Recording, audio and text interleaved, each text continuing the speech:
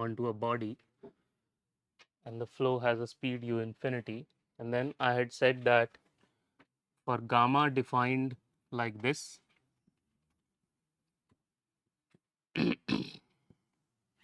we have d gamma by dt equals 0 for inviscid flows. Okay, so inviscid flows are leading order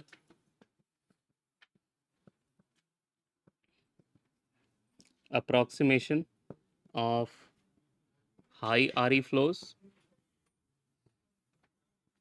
and they are not just that, they are the outer solution of this leading order approximation.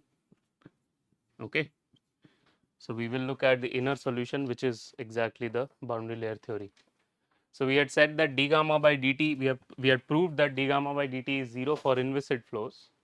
Okay, so that means, so you know this is actually equal to, so if the area covered by this closed contour C or closed curve C is S, then this is equal to del cross of u dot n ds. Okay, so if I'm, which is nothing but omega dot n ds. Okay, so if I'm saying that gamma equals 0 far upstream, so let us say there is a closed contour, any arbitrary closed contour, and I say that circulation inside this closed contour is 0, then as long as you are in the outer regime, so let us say this is how I define, there is an inner regime, and as long as I am in outer regime and this closed contour remains in the outer regime, okay, this is a contour made of fluid particles. Okay, so the fluid particles are traveling, so the contour will deform. And what I'm saying is, if gamma is 0 initially, then gamma will be 0 at all times, because d gamma by dt is 0. Okay, d gamma by dt is 0. So this means in this particular case, the inviscid flow is an, or is a so called ideal flow. Okay, and ideal flows or irrotational flows are flows where there is no vorticity.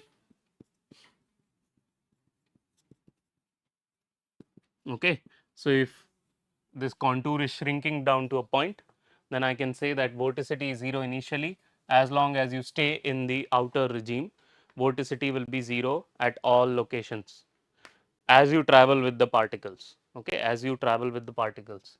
So this is an important concept, because this allows, so if you are saying del cross u is 0 always, that means you can say that u is simply some grad of phi.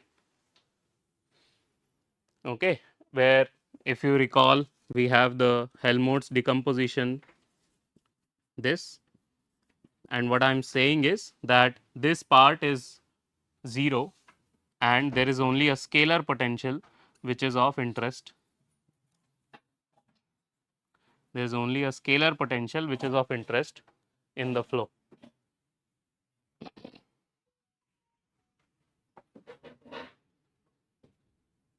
Okay, so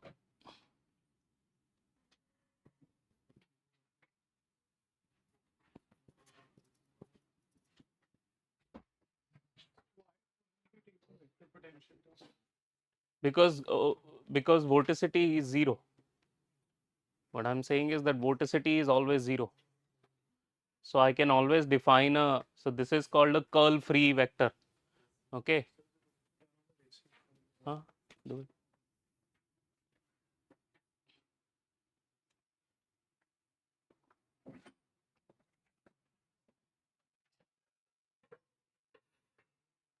So what I'm saying is that del cross u is 0, so it's a curl free vector. So any curl free vector I can write it like this. Okay, where I've ignored this del cross a, or said that del cross a is not there, a is not there basically. Okay, so there is a scalar potential phi that is of interest, or phi, whatever you want to call it, and for incompressible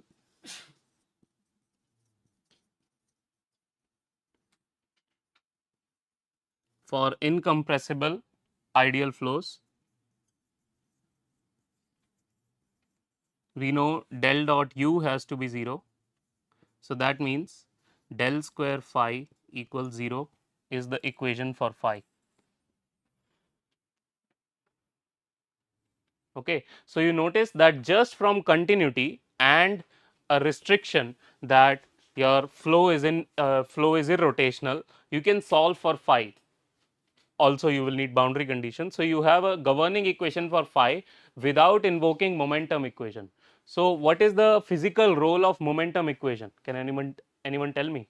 What will be the physical role of momentum equation if I have already formulated a governing equation for phi, which I can solve knowing the boundary conditions, let us say. What is the physical role of the momentum equation? To couple this phi with pressure. Okay. So, for an inviscid flow, the momentum equation, the dimensional form of momentum equation is this. Okay. Now, we know u dot del u is equal to grad of mod u square by 2 minus u cross omega, and omega is always 0 for aerotational flows. So, this equation is del u by del t plus grad of mod u square by 2 plus grad of, let us write it as p by rho, noting that this guy is constant, rho is constant. Okay. And now if I write u as grad of phi, then what I can write this equation as is grad of del phi by del t plus mod grad phi square by 2 plus p by rho equals 0. So, spatial gradients of this function are 0. Spatial gradient is a 0 vector. So, that means del phi by del t plus grad phi square by 2 plus p by rho is some c which is only a function of time.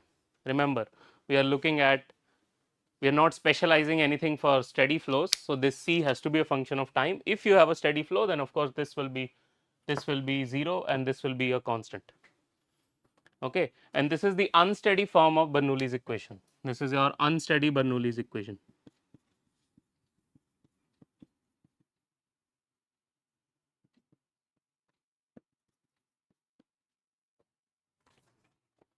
Okay. This is your unsteady Bernoulli's equation where you are relating this phi with p, rho is anyways constant, with pressure essentially. So, usually the flow of work in solving potential flows is that you solve for the Laplacian equation, okay, and then use the momentum equation to get pressure, because remember, eventually our goal is to get the practical quantity of force on a body due to this flow. Okay. So, we need pressure which we integrate over the surface of the body to get that force. Okay. So, that is the usual flow of work in these potential flow problems. And so, I have not included gravity, by the way, in this equation. So, if you had gravity, then you will write, let us say, a plus some g vector, okay, and then you will say that this is minus of g 0, and then here to write it as a gradient you will write, so let us say g is just minus g k cap, then you will have a g z equals 0. So, the equation will have a g z here, okay, if there is a gravity. And similarly you can make the modification if you have gravity for the steady Bernoulli's equation, irrespective of it being an ideal flow. Remember, today we are discussing ideal flows which are special cases of inviscid flows. Okay. We are looking at ideal flows, and most of the analysis in this course after this for 2 lectures maybe, or 2 or 3 lectures, will be on ideal flows only. Okay.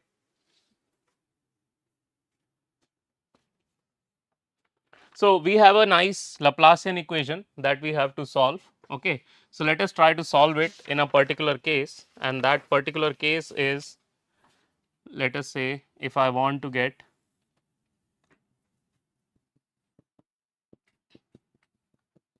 if I want to solve for flow in this wedge of an angle alpha which is pi by m. Okay. And what I want to solve for is there is a flow that is coming in through the walls and turning due to the wedge and going like this. Okay. Now, I want to solve for ideal flow in this wedge.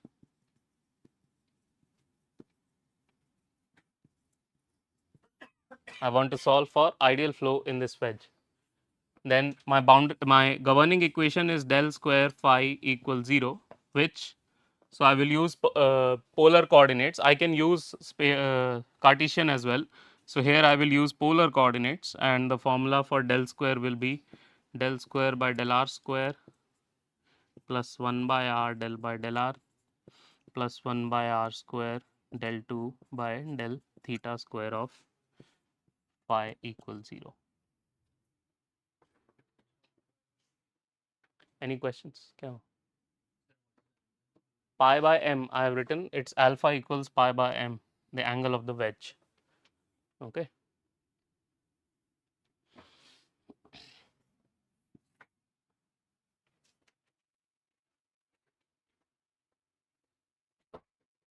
So, now this equation, most of you are familiar with how to solve this equation. We just use separation of variables. This is a linear equation. So, I will say phi is r of this and this. Okay. Simply again substituting it there, I will get r double prime times r square plus r times r prime over r plus t double prime over t equals 0. Okay.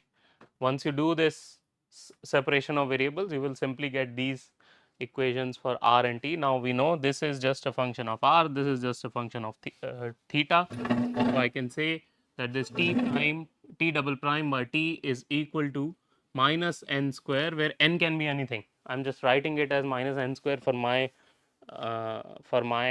convenience. I am not specifying that this is equal to a negative number.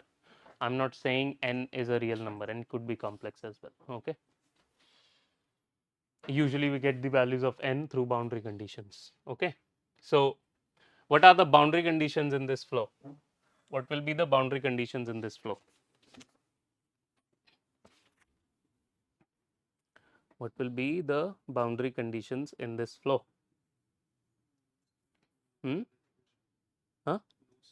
No slip. Can we have no slip? We are solving for inviscid ideal flows. Hard wall. Okay. So, two boundary conditions you can get, that for theta equals 0, we have u theta equals 0, right. So, this is your direction of u theta. These are walls. So, u theta is 0 at theta equals 0. So, u theta will be the E theta component of grad phi. So, that means 1 by r del phi over del theta is 0 at theta equals 0. The other is theta equals pi by m, u theta is 0. Okay, because again we have a hard wall condition at, so del 1 by r del phi by del theta equals 0 at theta equals pi by m.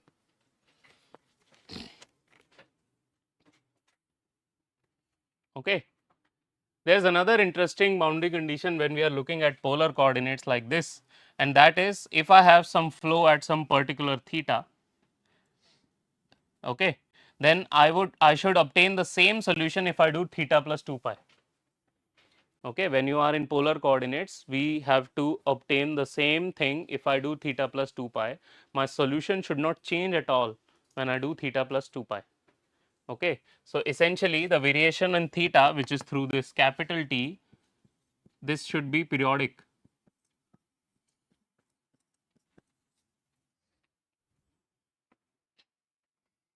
Okay, and this actually helps us to specify what is this n going to be, because from here we have t as a e to the power I n theta plus b e to the power minus I n theta.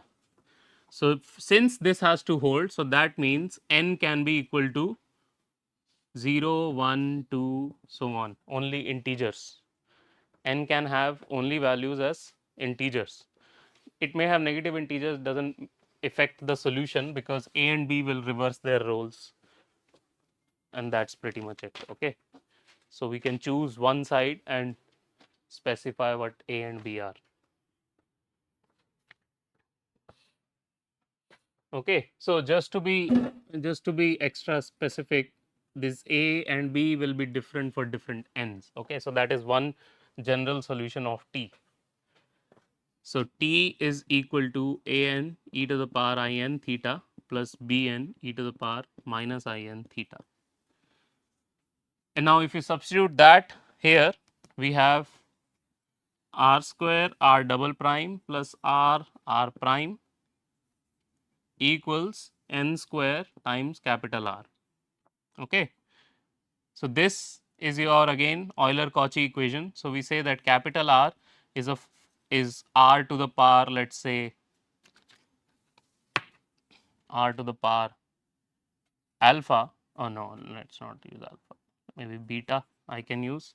So then I have beta into beta minus 1 plus beta minus n square equals 0. And what are the values of beta that I get from here? Beta equals plus minus n. Okay. So the general solution is some, let's say we used a and b here. So some c n r to the power n plus d n r to the power minus n.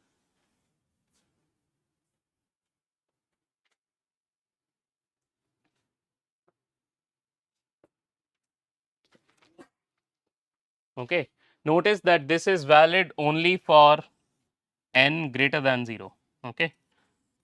You can do this only for n greater than 0 because otherwise you won't be able to solve through this form of substitution. When n is equal to 0, actually it is easier to solve because what we get is an actually simpler equation.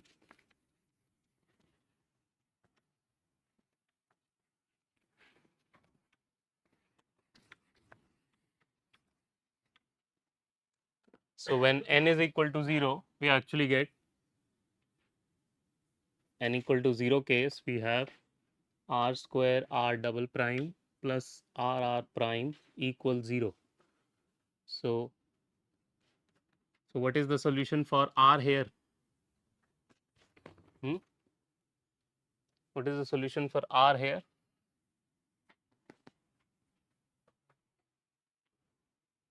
What is the solution for r through this equation?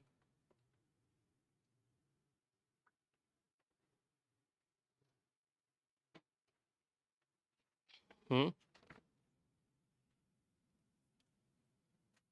Come on guys, कोई तो बता दो.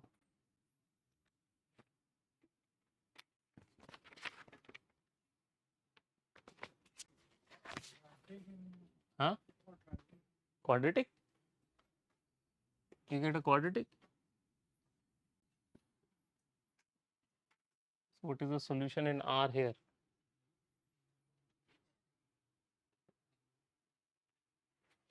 Hmm? So r equal to constant is 1. Let's call it as c naught. When n is 0, that's why I'm writing it as c naught. What is the other component when r is not equal to, huh?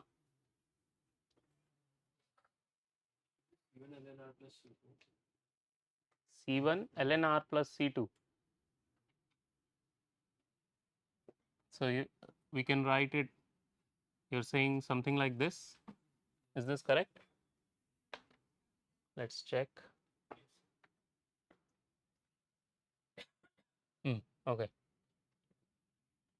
So you get ln r prime equals, yeah, okay, r prime is minus 1 by r. So you get this as the general solution for this equation.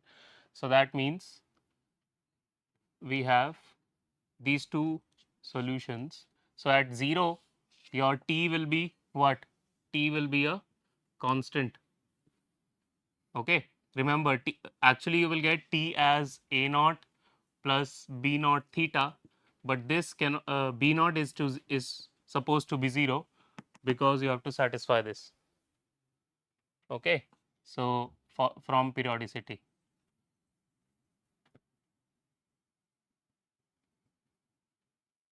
So t will be a naught for this. So you will have, so you can assume subsume this a naught into c naught into a new c naught.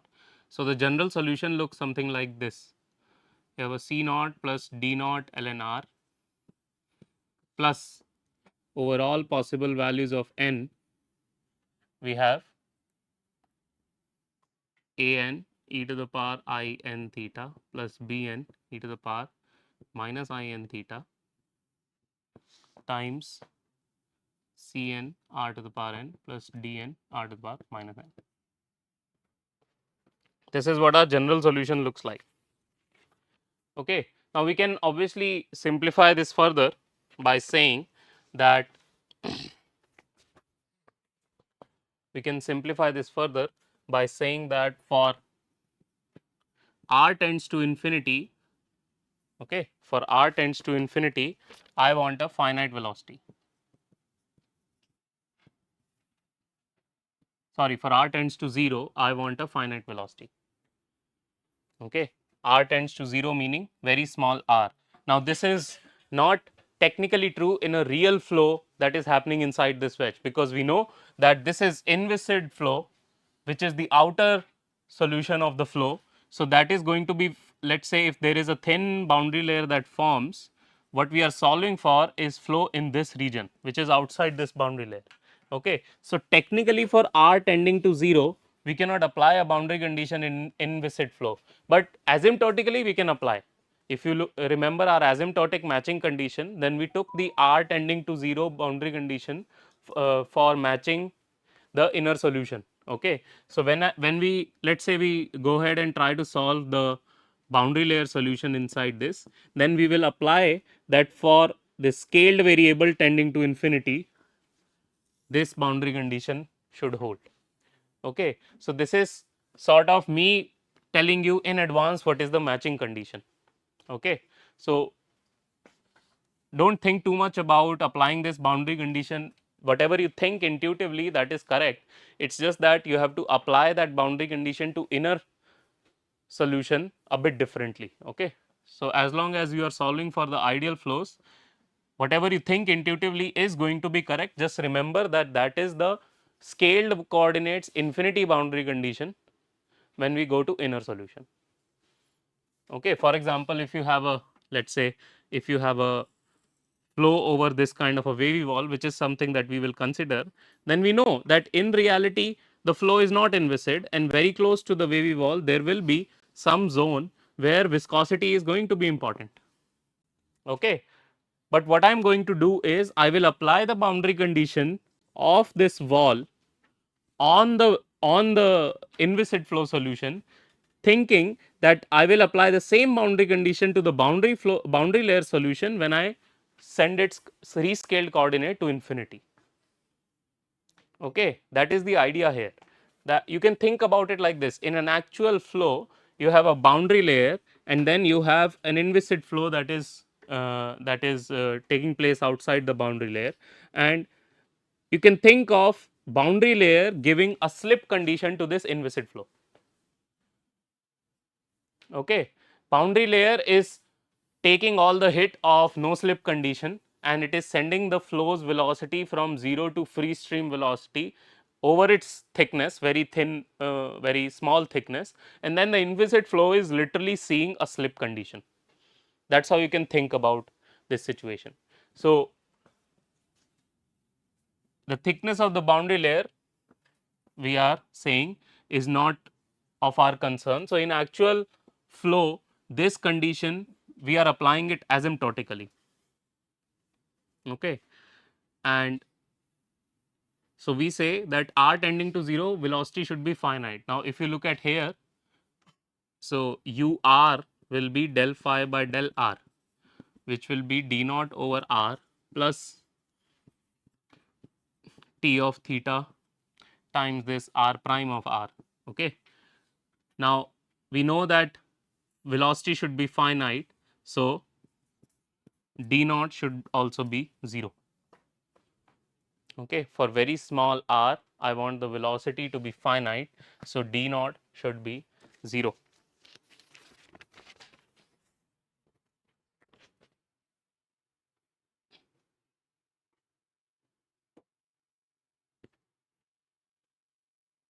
Okay, so this is another condition that we have solved for. Let's try to now use these two boundary conditions.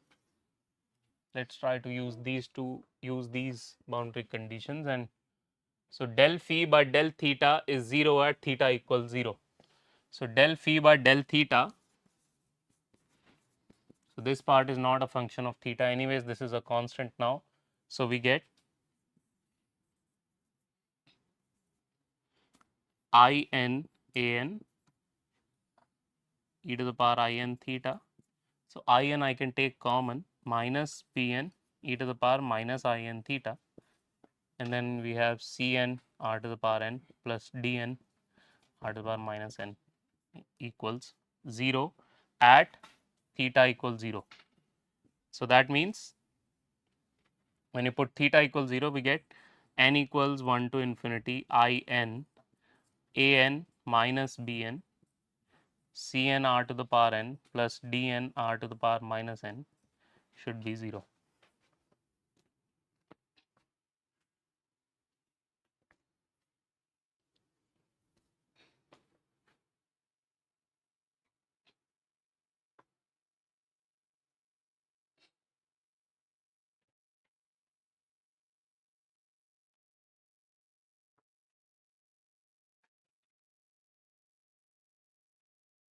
Okay.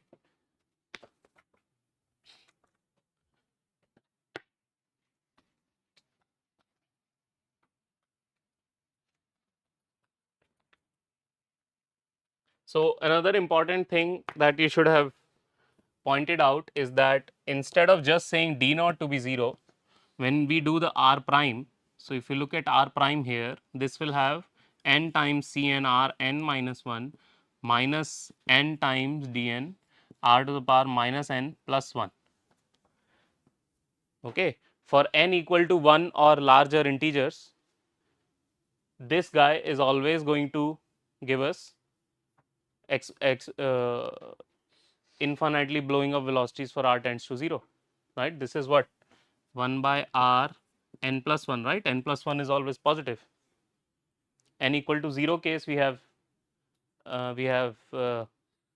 treated n is then 1 2 3 4 5. So n plus 1 is always positive. So actually it's not just d naught which is 0, dn, all dn are 0. Okay, all dn's are 0.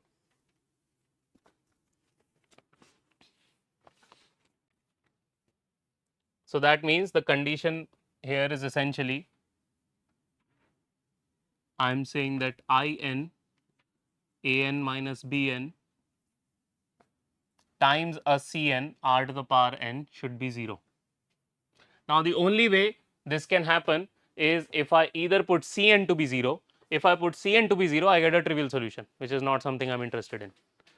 Okay, if I put c n equal to 0, I get a trivial solution, which is not something I am interested in. So that means the only way this can be satisfied is if a n is equal to b n for all n's. Okay, I am saying that for all n's, if a n is equal to b n, then this holds. Okay. Now let us look at the other side of the boundary condition, which is theta equals pi by m. So 1 by r del phi over del theta equals 0 at theta equals pi by m. So del phi over del theta is something we have evaluated here. So it will be sigma n equals 1 to infinity I n. So a n and b n are same. So I can take a n as common outside. So we will have e to the power I n. Let's call this as alpha, or no, let's leave it as pi by m. So n pi by m minus, and then times a Cn r to the power n equals 0. Now again, if I either put an or Cn's to be 0, then I get a trivial solution, which is not something I am interested in. So the only way this condition can be satisfied is if this guy is 0.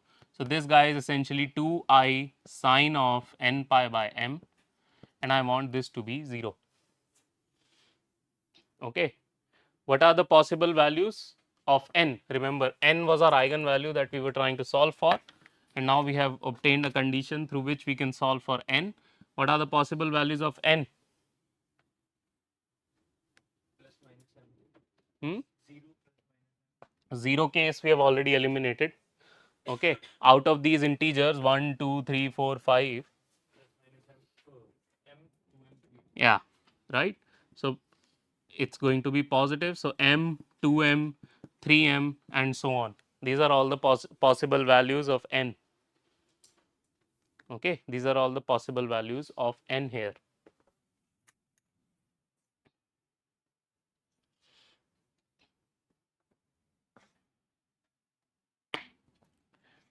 So what do these different values of n mean?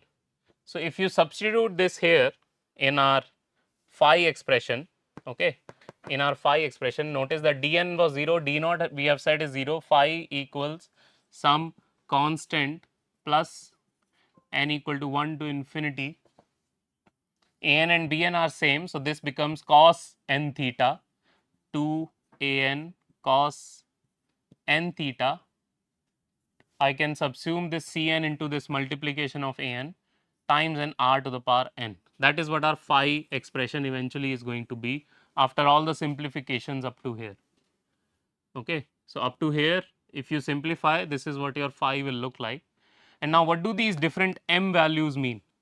To look at them, let us look at, actually let us look at not only phi, but let us just look at the tangential velocity. So, del phi by del theta is actually proportional to sine of n theta. Okay. Del phi by del theta is proportional to sine of n theta, right? An is equal to bn, so this is 2I an sine n theta. Now, if n is equal to, let us say 2m, if n is equal to 2m, what does it mean? If n is equal to 2m, then we have, instead of sine n theta, we have sine 2m theta. Then the flow, the tangential velocity is not just 0 at theta equals 0 and pi by m, it will also be 0 at pi by 2m. You put pi by 2m here, it will also be 0 at pi by 2m. Okay. So, essentially these hierarchy of solutions that you obtain for n, they represent something like this, a situation like this. So, if you just take m equals or rather n equals m, then this is the situation. These are the walls and you have a flow coming in and you have a flow going out. Okay. And this is pi by m. If you take n equals 2m, then the situation is something like this. You have a bisector and you have a flow going like this. If you take n equals 3m, then now you guys can basically get the drill. What is happening inside here? You have things happening like this.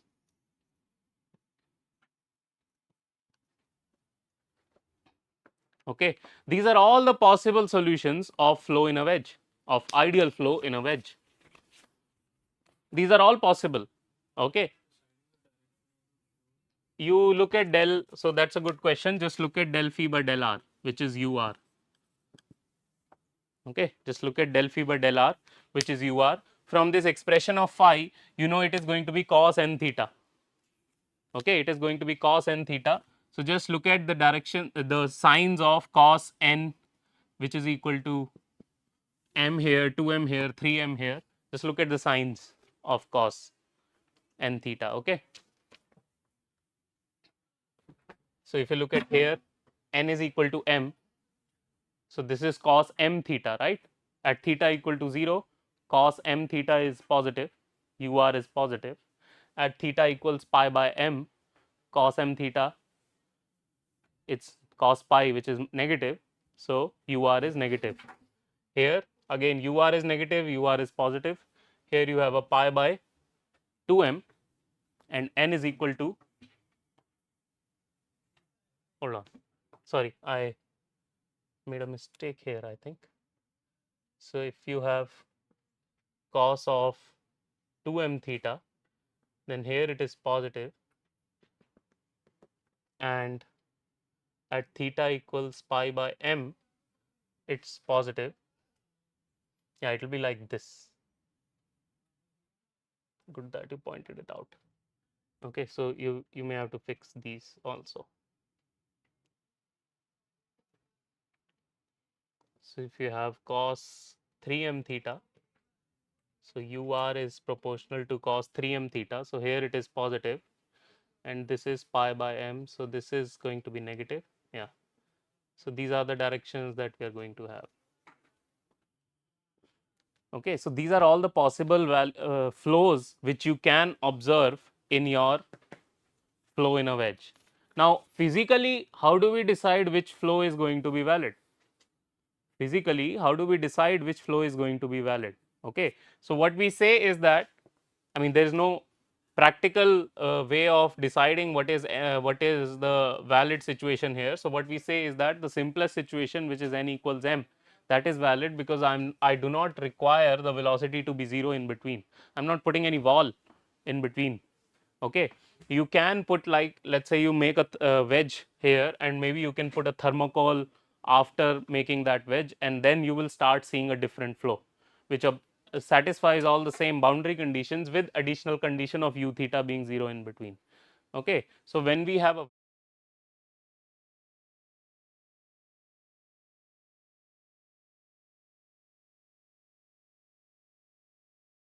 just n equals m, which is valid, and we say that phi is equal to constant plus 2, yeah, again this 2 a n I'm going to write as some a. So a r to the power m cos m theta, and this is our solution for flow in a wedge of angle pi by m.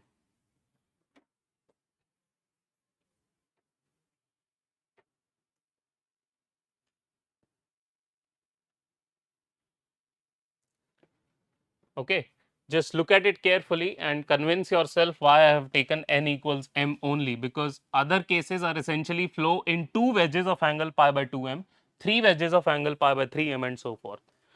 Okay, I want just the flow in an angle in a wedge of angle pi by m, and that is our phi, and from here you can calculate what is your ur going to be and what is your u theta going to be.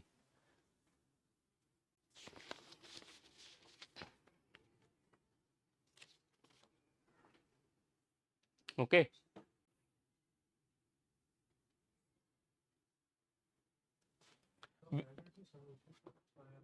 Hmm?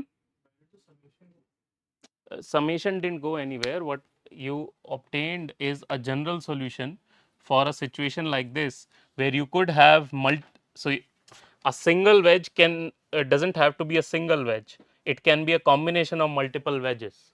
So summation is telling you that the solution, the general solution inside this wedge, is a combination of all those solutions that are possible. Okay, if you can break a wedge into 10 wedges, then you have 10 solutions for each of that combination. So ur, you look at the direction of ur, no, that is ur, that is radial velocity. So you just look at how ur is varying with theta. So if phi is like this, ur is also varying with cos and theta, right? So I'm just looking at signs of cos and theta here. Okay, based on, yeah. In the low Reynolds-Number flow, yeah, yeah.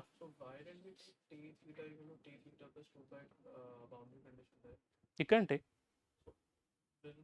won't the problem become over constrained in that case because we already had some constraints for the viscous boundary? No, no, no. You will again get something very similar. So when you are looking at those wedges and the Stokes flow in those wedges, if you take this, so that's a very good question. If you take the same boundary condition of periodicity and you go ahead and solve for your flow, you will start seeing something like this. So for one of the boundary, for one of this eigenvalue, you will get a standard, let's say, viscous flow inside this wedge.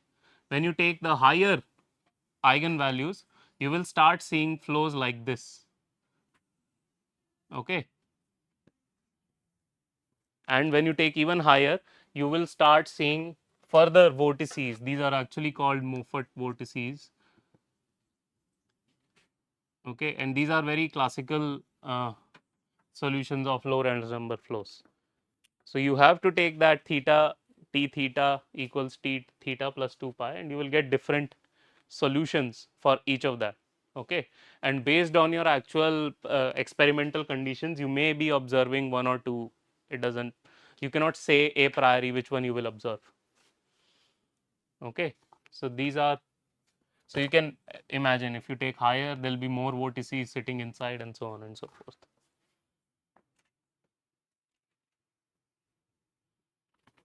Small note, when we were solving for R, when we had assumed R, capital R equal to R to the power n, yeah, R to the beta, and we were solving for beta for n is equal to 0, find in the general solution and like what's. No, no, for n equal to 0, this technique doesn't work because it's not an Euler-Cauchy equation for n equals 0. So the right hand side is 0, no? Okay, this technique works only for Euler-Cauchy equations when you have a function term and the powers of R you can think are conserved in that. Okay, for n equal to 0, that technique just doesn't work because that technique will give you beta equals 0. If you put n 0, this is beta square equals 0. That's just trivial solution, no? Capital R constant. It doesn't work.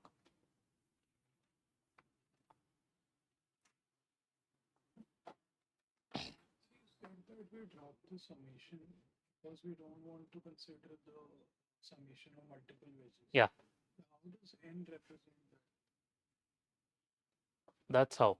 Because when you look at the other values of n, you get u theta being 0 arbitrarily inside the wedge also. Okay.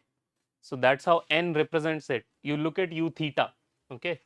You look at u theta here. So u theta is 0 just here and here. When you pick n equals 2m, u theta is 0 here, but also in between.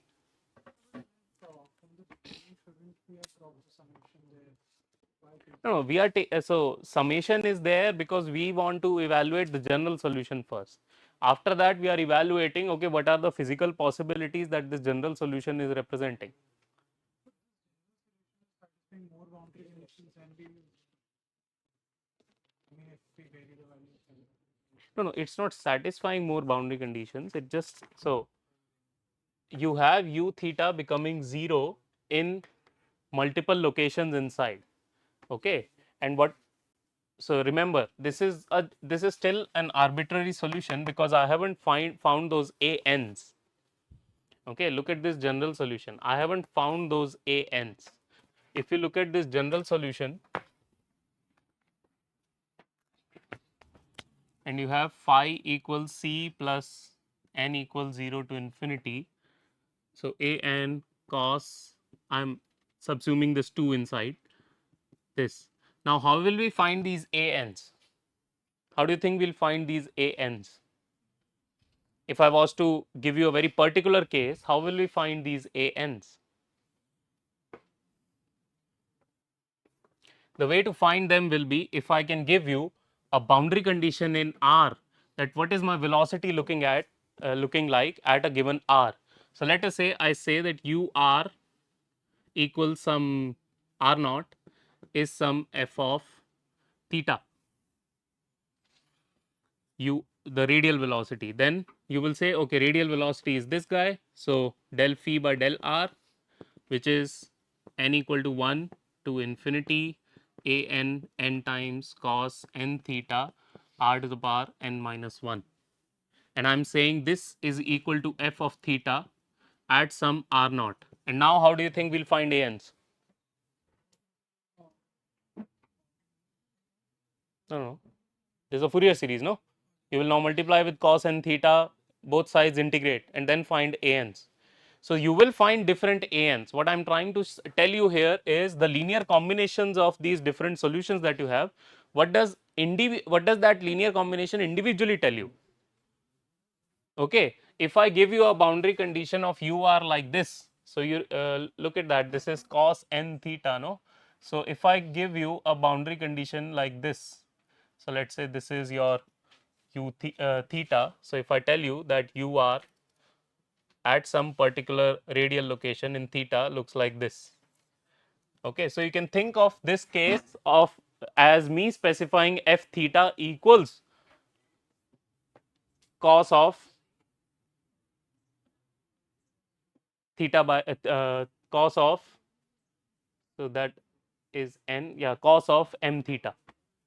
Okay, I have specified that as a boundary condition.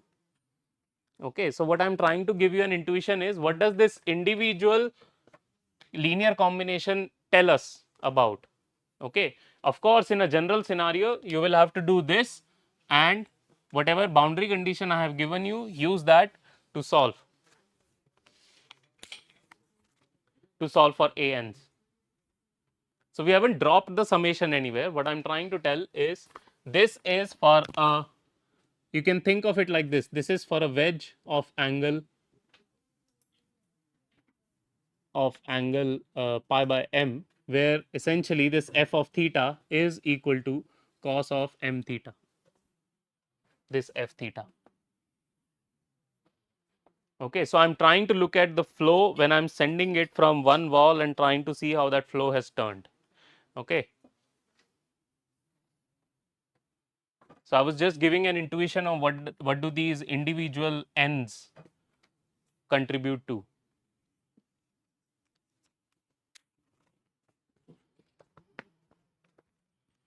Now there's a much simpler way of solving for all of this. Okay, not particularly this case alone, but solving 2D. There's a much simpler way of solving 2D ideal flow problems.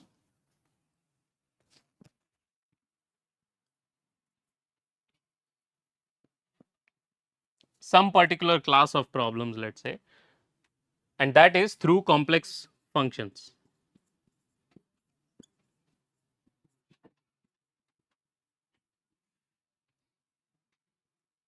What is done in these complex functions is that, so first of all, we know that the velocity potential satisfies this condition, that it satisfies the Laplacian equation.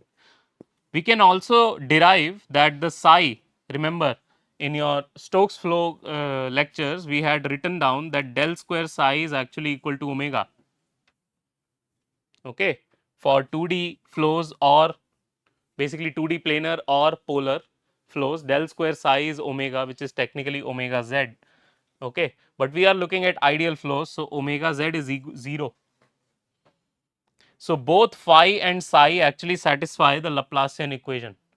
Okay, and that gives us a hint that if I can formulate a complex function like this,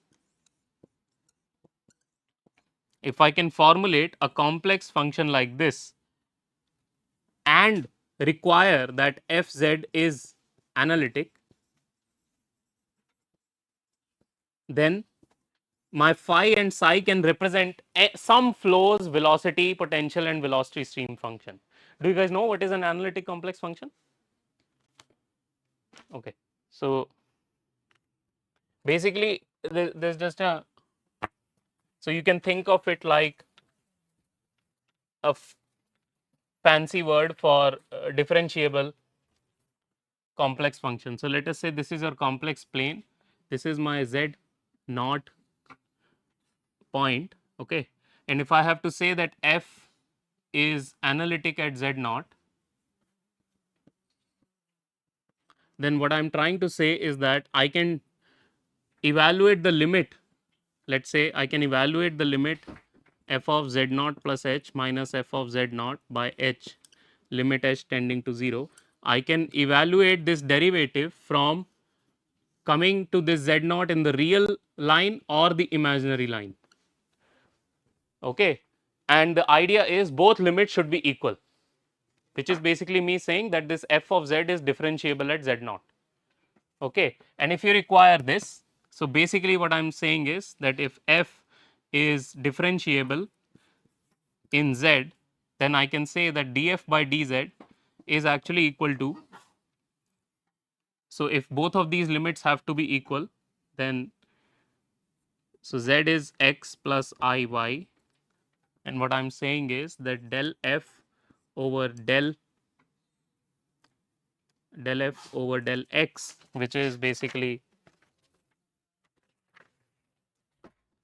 del phi over del x plus I times del psi over del x is equal to del f over del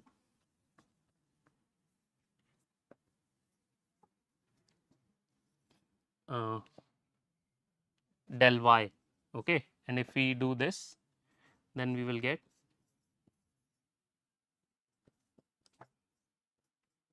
actually not del f by del y, I times del f by del y.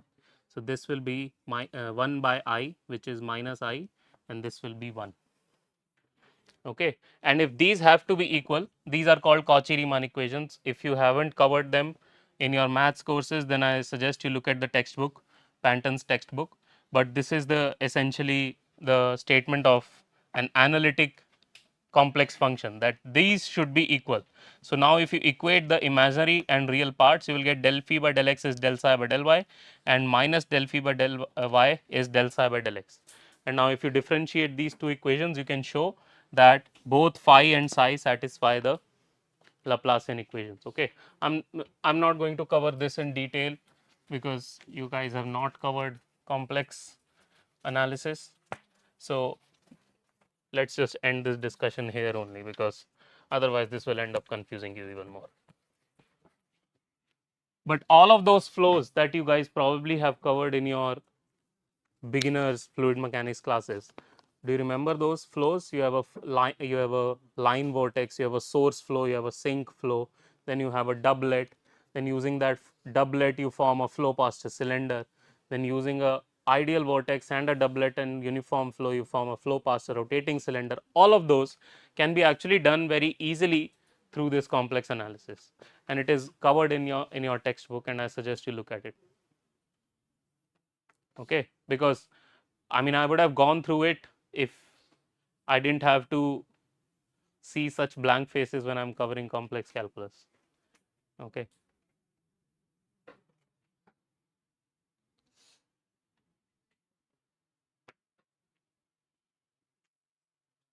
All right. So I guess this is it till our next lecture.